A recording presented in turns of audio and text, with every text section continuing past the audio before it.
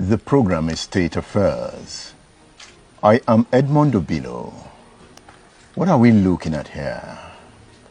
It's a war story. It's the story of a child soldier during the Nigerian Civil War. My guest is George Uchenna Obogu. Mr. Obogu, it's good to have you on State Affairs. You are welcome, Edmond. You are welcome. You were a child soldier during the Biafran War. That's right.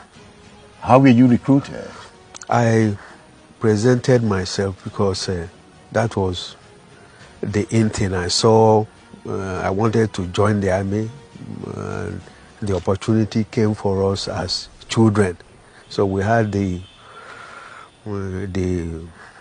boys' company. And so I joined.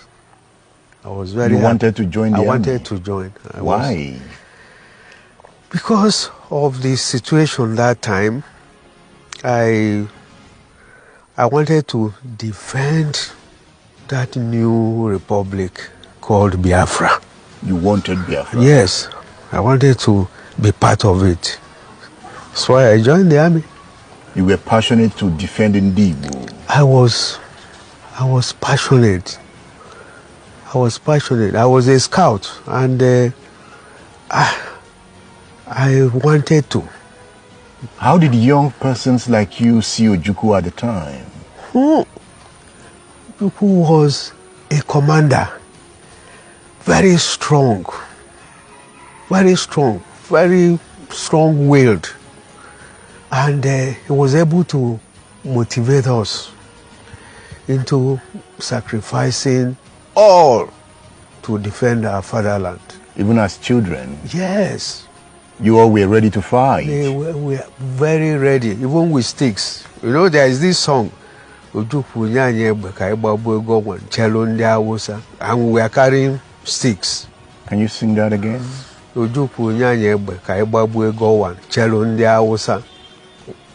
Why India Hausa?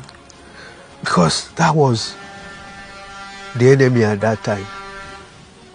Was India Hausa. Did you, as child soldiers, you handled guns? Why, fine. What kind of guns? AK-47. And I handled SLR, that's Beretta, for some time.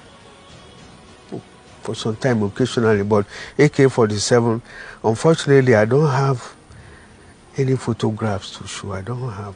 Very, very unfortunate. And some of you succeeded in going behind enemy lines as spies. Of course, that was our primary recruitment, to go behind the enemy lines, to spy out the positions, especially the heavy guns, where they have the armored cars, the artilleries, the rocket launchers, the mortar guns, and so on. That was our primary aim of being recruited, so that we will now come and make a report. And so our people will now know how to go and dislodge all those arsenals. Were the child soldiers trained to be spies? Were there instructions before you were deployed to the field? Yes, we were trained. We were trained. I was trained at Igwebike Grammar School. Igwebike Grammar School is where today? At Oka. Oka? At Oka. Igwebike Grammar School. That's where we were trained. And then given special trains in some areas also, how to handle cigarettes, how to handle newspapers, how to handle even guns. We are properly trained. So how did you go behind the enemy lines? You know, in those days, that time, all the areas occupied by the federal troops, they still have civilians. They had civilians, especially Oka, Enugu, Axis. They had civilians there, and people move about, though they try to restrict them, but as we move about, they take us as children of the community, and so we are not. They didn't suspect initially, but it was when we started giving good reports, and then they started being hammered. They started wondering, how do these people leak out information to the rebels. So they started being hard on any grown-up man in the community that they are spies, kind of. Not knowing that it was all these young... the children. The children that were doing that. Were some of you caught? Yes. Unfortunately, some of us were killed. Were killed? Yes, some of us were killed. I remember on particular occasion, they were killed. In our group, we were 5. 2 of them were killed. How did it happen? We went, it was in the night. We went behind the enemy line and we were able to move about, saw what we wanted to see, but unfortunately, they saw us and they didn't shoot at immediately. They followed us. There was a barbed wire I passed through. Others were passing. That was when they started shooting, and they got 2 of our young boys, small boys, and they were dead. But we got back to make the report. You still made the report? Of course, and it was very exciting as far as we were concerned. But they killed members of your team. Yes, but the aftermath of our activity, we were very happy because Biafran forces were able to dislocate some of the big guns, because the big guns were a big problem. Yeah, they were a big problem, especially the armored cars. What was the problem with Biafra? Is it that Biafra didn't have enough armory? No. Biafra didn't have enough guns. Not to talk of heavy guns. Most of them were captured ones. Biafra didn't have heavy guns. So they relied on, number 6, we say number 6, to track down. We lay ambush. That's when we get hold of these people. Sometimes we don't even kill them. We just remove the uniforms, take away their guns and tell them to run. And you see them just racing back. Very, very interesting thing. Very, very interesting. But war is bad, right? War is bad. It's not good. It's not good, but there must be a cause for war. And like my people will say, that is dialogue. You won't take because people die, then you will go to war. No. If there is need for war, there has to be. Today I see young Igbo boys in the East. Some are members of MASOB, some are members of IPOB. Yes. They want Biafra. You begin to ask, why Biafra? I thought by now we should have moved on. No. You see, though many of them didn't see the war, but from oral tradition, stories, maybe some read from books, and seeing what is happening, nobody from that area will tell you all is well. No. What is happening? It looks as if that area is not part of Nigeria. In terms of, I know Enugu-Onitsha Road, even when I was in the secondary school, in the 70s, 80s, there was no road. They started an express road. It is still under construction up till now. How many years? 50 years plus. When people see that, and then the total militarization of the area, from here to here is heavy military checkpoint, which you don't see in other parts of Nigeria. It might be because of the threat to secede, the call for self-determination. The call for self-determination came recently, really. But what I'm telling you, immediately after the Civil War, there was this heavy militarization. Even though they tried to decongest, move away a lot of battalions and brigades away from the east, but it is still there. It is still there. It has made the people to be militarized. That's the word. They are militarized. So everybody is tensed up. All they know is kill, everything by force. Yeah? So it has become the part war psyche. Yes, they are psychologically, they have been psychologically made to know or to believe that that is the way life should be, which is not like in the West. Very civil.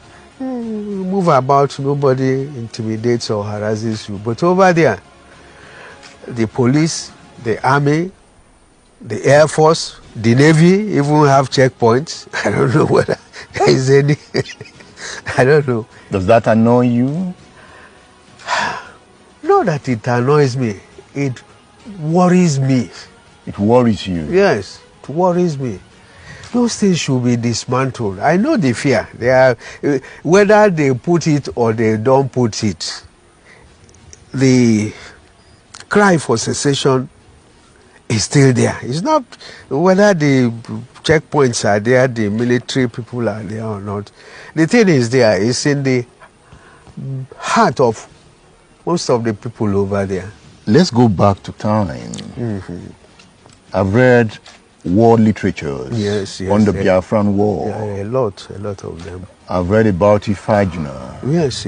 I've read about Victor Banjo. Yes. Ojuku is prominent in all the stories. Yes, Banjo. Did you ever meet Ifajuna?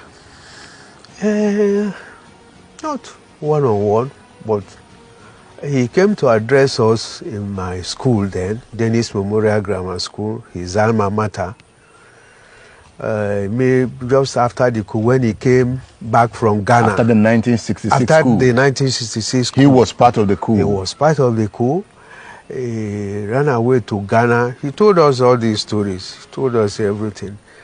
And said that they wanted Nigeria to be one, to be good. Corruption, nepotism, and so on and so forth. They want to destroy all those in the life of Nigeria. But there are some forces who were against them. So all of us who were shouting, away with corruption, away with, we were singing in the assembly hall, clapping for him and so on and so forth. And he carried that into Biafra. Is that what you were told or what you read? That he carried that one Nigeria into Biafra? No, he was in Biafra now. Yeah. Fighting with Biafra for one Nigeria. How do you reconcile the two? So he had the agenda of still wanting Nigeria to be one. In opposition to the ideals of Ojukwu and Ndibo. Thank you. Ndibo wanted Biafra by all means. By all means. Then himself wanted Nigeria by all means also. Himself, Victor Banjo. That is group, yes. So their going to the Midwest was an opportunity for them to try and see if they can link up with forces maybe in the West and see if they can get hold of the West, then make Ojukwu to cow down, and then one Nigeria, that kind of thing. I don't know. Was that offense hard enough to have caused their execution? Sabotage. Were they saboteurs in the true sense of the word? Because what happened in the Midwest was not what the original war plan.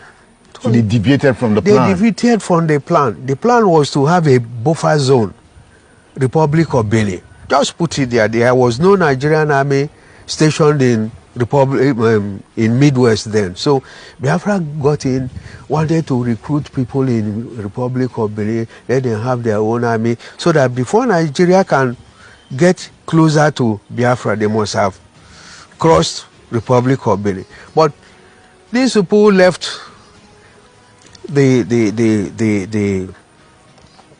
what they were sent to do in the Midwest, and we are just marching towards Lagos. But they came back to Biafra. That's what we don't understand. Perhaps they had no ulterior motive. No, they had ulterior motive. They wouldn't have. Where are you going to, Ore? Going to Benin? Going to Ijebu? What are you looking for there? Biafra didn't want anything to do in Ijebu. Some feel as if he sabotaged the war. What do you think? No, he didn't, because His defection was towards the end, when he saw that there was no way, and he was falling out with the administration of Ojukwu in terms of agreeing to, you know, Zik is a diplomat, is a soft somebody. He can go and bow to whoever is his enemy. And the people said, no, we cannot follow you along this line to renounce Biafra and start to talk of something. I think that was why he said he cannot continue, because everybody said no to all his suggestions. Perhaps he was right. He saw the picture clearer. You know, sometimes they say he's mysterious, you know, that Zik can see things which ordinary people don't see. Maybe he was right, but at that material time, nobody wanted to listen to him. Nobody wanted to listen to him. So himself decided to decamp and went to Nigeria, I think. And then that was towards the end of the war. Even Ojukwu at the time had to run away. Ojukwu had to be asked to go. I don't think he decided to go by himself.